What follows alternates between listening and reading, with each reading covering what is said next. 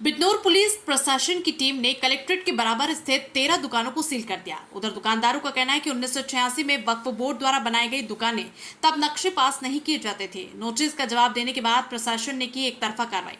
दरअसल बता दें कि बिजनौर में कलेक्ट्रेट के बराबर स्थित कचहरी वाली मस्जिद की 13 दुकानों को बिजनौर पुलिस प्रशासन की टीम ने सील कर दिया है। उनका कहना है कि बिना नक्शे पास कराए दुकान बनाए जाने के चलते प्रशासन ने दुकानों को सील कर दिया। दुकानों के बाहर बड़ी संख्या में पुलिस बल तैनात कर दिया गया। दुकानों के सील होने से दुकानदार स्वामी में हड़कंप मच गया। दुकानदारों का कहना है कि 1986 में वक्फ बोर्ड द्वारा बनाई गई थी दुकानें, तब नक्शे पास नहीं किए जाते थे। नाम जैनुद्दीन चौधरी जी। आज आपकी दुकानें सील हुई हैं। हाँ जी। ये किस वजह से हुई हैं और क्या इससे पहले कोई नोटिस दिया गया था? इससे पहले इन्होंने जो मस्जिद की पल्ली तरफ 11 दुकानें थी, जो मस्जिद के पल्ली साइड में थी, उन्हें इन्होंने नोटिस दिया था एसडीएम साहब ने कि इनका नक्शा दिखाओ। तो हमने इन्हें इसका जवाब दे दिया था कि जी इसमें इसके मालिक वक्फ बोर्ड है, हम तो किराएदार, समझे जी। और हम किराएदार हैं इसमें, और इसमें जो है ये सन 86 में बनी हुई थी, जब नक्शा पास नहीं हुआ। दूसरा हमने इसमें ये कहा कि सन 95 में एक जियो आया था, उस जियो में ये लिखा हुआ है कि वक्फ बोर्ड, जब जियो पास हुआ था कि वक्फ बोर्ड स्वतंत्र है अपनी ज़मीन पर अपना, अगर किसी को आपत्ति नहीं है तो, यानी किसी दूसरे की ज़मीन पर नहीं, अपनी ज़मीन पर अगर वो कुछ अपना निर्माण या थोड़ा बहुत काम करना चाहता है तो वो कर सकता है। ये जियो भी हमने इन्हें दिया था उस टाइम पर। और तीसरा हमने ये कहा था इनसे कि भैया ये 86 की बनी है। अब इन्होंने 11 दुकानों का तो नोटिस दिया था, जो पल्ली वाली है उस पर जो एक दुकान इधर की तरफ है जो मस्जिद के आहते में है, बिल्कुल एक दुकान, उसका कोई नोटिस भी नहीं दिया इन्होंने। और वो वाली दुकान जो वक्फ बोर्ड का दफ़े 37 का रजिस्टर होता है, उसमें दर्ज है एक दुकान, एक गुजरा और मस्जिद। और ये 1934 में अब्दुल वासे सनब अब्दुल वसी, उन्होंने ये 14 बीसे ज़मीन पुख्ता वक्फ बोर्ड को दी थी बैनामा लेकर, जो आज भी दर्ज है। 1359 में भी है, उससे पहले भी दर्ज है, बराबर जब से लगातार चली आ रही है।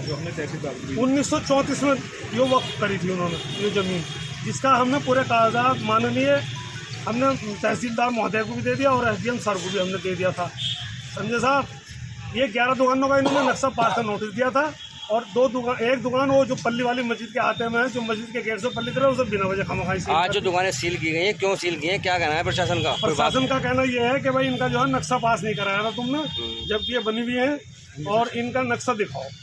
हमने जवाब ये देते ये सन 86 की बनी हुई दुकानें हैं, ये इनका नक्शा पास कहाँ से होता? उस टाइम पर तो किसी का भी नक्शा पास नहीं था, कहीं भी नक्शा पास नहीं हुआ करता। अब अगली रणनीति क्या है आपकी? क्या अधिकारियों से मिलेंगे? क्या अधिकारियों से मिलकर अपनी यही रिक्वेस्ट करेंगे कि हमारी क्या गलती है?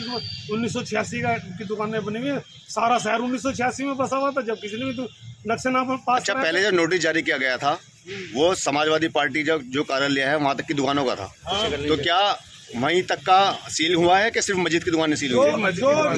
जो नोटिस तहसीलदार महोदय द्वारा दिया गया था, उसमें समाजवादी पार्टी कार्यालय और जो आगे तक जो दुकान है गंगा होटल तक सबका दिया गया था।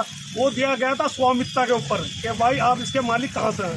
तो हमने उसका जवाब दे दिया था कि हम मालिक इसके 1934 में मौलाना अब्दुल वासे सनब अब्दुल वसी, जो इसे वक्फ कर गए थे 14 बीसे पुख्ते ज़मीन, यानी 2200 गज लगभग मस्जिद को वक्फ कर गए थे। इस हिसाब से वक्फ बोर्ड इसका स्वामित्व है।